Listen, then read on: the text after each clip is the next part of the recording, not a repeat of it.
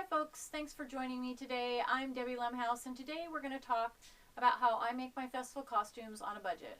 I'll be sharing my favorite tips with you to help you save money when you make your festival costume too.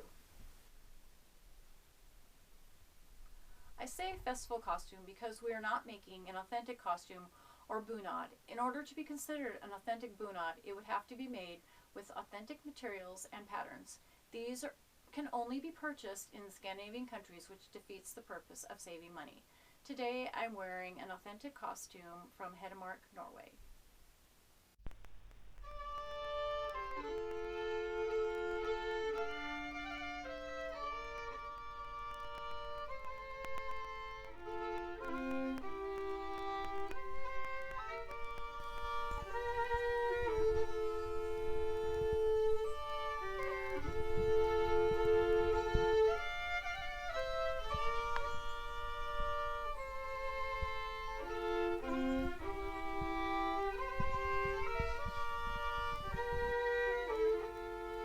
I've been involved with the Scandinavian Festival since about 1988 when my children started dancing and singing in the children's choir.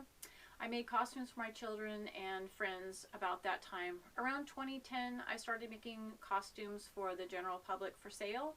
Over the years, I've probably sewn 50 complete costumes and in addition about 100 or more components, which includes aprons, hats, vests, slips, blouses, purses, and skirts. In this video, one of my main goals is to help you create a more authentic looking costume. These two costumes are an example of this contrast. In the 1960s, 70s, and 80s, access to Scandinavian style materials and patterns weren't easily available. People used what they had on hand. That in itself mimics the culture of the people in the historical time period we are trying to emulate, which has great value. Now that we have more resources available to us, we can more easily capture their style. These two costumes are what we like to call Junction City Scandinavian costumes. The one on the right was worn by me in the late 80s, early 90s when I first started going to the Scandinavian Festival, and they're still used now. The costume on the left is an example of a more accurate Scandinavian styled costume. The lines of the bodice are straighter, while the costume on the right has pointed corners like a Western style vest. If choosing a red color for your costume, stray away from one with an orange undertone. We're going to talk about how you can make your costume look more authentic. And here is one of the ways that you can make your costume look more authentic. And that is by using off-white or beige lining for the top. You can see this costume has a whiter one, and this one has a little more yellower or beige one. But that makes for a more authentic looking costume. So this is another way that you can make your Scandinavian Festival costume look more authentic, and that is by putting the components together so that they look more authentic. The yellow and white striped top, if you'll notice, it has stripes on the top, the bodice part, and then it's going to have a solid skirt on the bottom. And then you can go with a solid fabric on the top and a solid fabric on the bottom. Or you can go for a damask on the top with a stripe on the bottom. Or again, this is another kind of damask, but it's tone on tone, so it's got two shades of the same color with the striped skirt. These are all really, really authentic looking Scandinavian Festival costumes.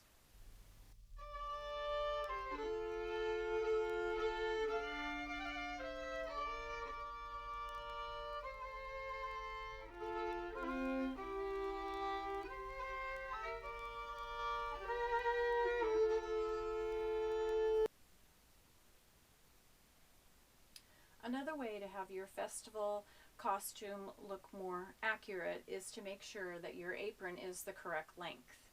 You want to have the apron fall to about 2 inches above the hemline. As you can see, all three of these dresses, the skirt is a different length, but each apron still falls within about 2 inches of the hemline.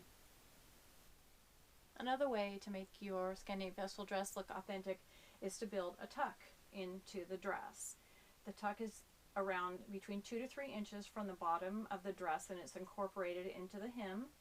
And sometimes there's one, sometimes there's two. You often find them in younger folks' dresses, and that is so that you can let them out as they get taller, and you can make the length longer.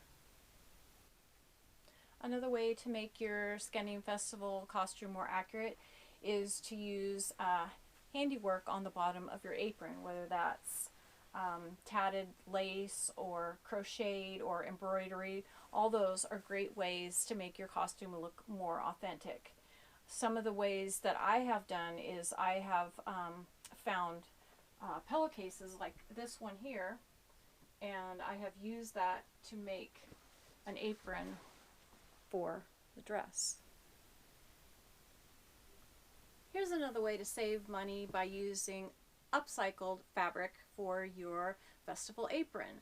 I have a few on display for you to look at. This apron was originally a tablecloth. It has very pretty detail on the bottom.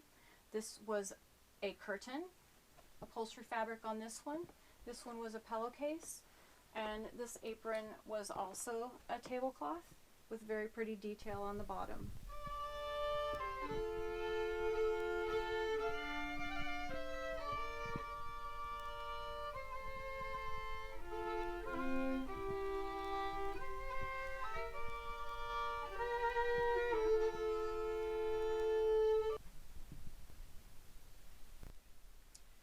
Many of the costumes I make are made from secondhand materials. This is a way that I save money, and I can pass that on to the person that purchases my dresses.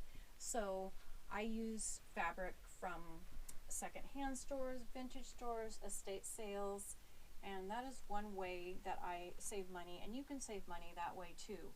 I try to stay with the navy blue, the forest green, the wine colors. These are all great colors for your Scandinavian Festival costumes.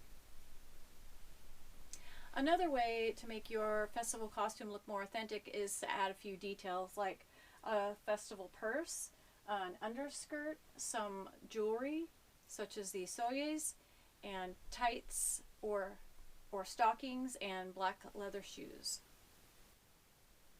Thank you for joining me today. I hope you found this video helpful. If you enjoyed this video, please like with a thumbs up below, comment if you found a particular tip helpful, and consider subscribing to see more videos from the Junction City Scandinavian Festival.